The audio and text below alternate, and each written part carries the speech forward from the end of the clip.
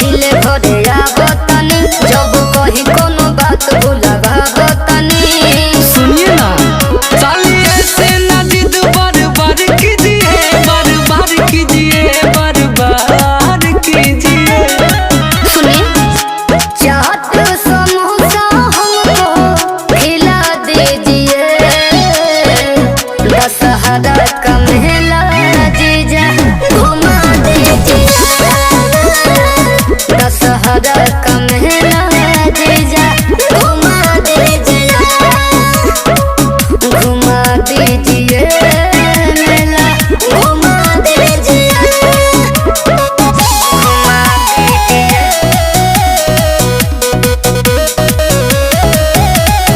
Music by Golu Singh. बारो कौन जुस जीजा तोर ना मायूस जीजा, चलो ना मेला बा घुमा दो। मेला में जिलेबी के छोला गरेबी के ए जीजू टेस्ट चिखा दो। चलो ना तो साली सोनपुर के मेला में भुला जाइबू। अरे ना जी ओही जे भीड़ बड़ी होला गड़बड़ा जाइबू। माता रानी का घर ही पे ध्यान दीजिए, अब ध्यान दीजिए, हाँ हाँ ध्यान दीजिए। सुनिए चौरखिया झूला हमको झूला दीजिए, दशहरा का मेला जीजा घुमा दीजिए, दशहरा का मेला जीजा घुमा दीजिए,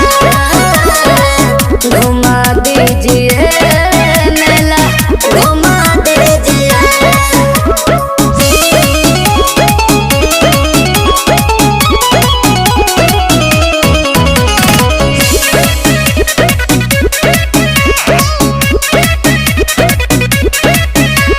जदि घुमैब ना मूर्ति देखैब ना करब तोहरो नतीजा, कहतानी ठीक बात लागे भले तीत, अब सुन सोल्जर सुमित जीजा छोड़ब ना तोके हम।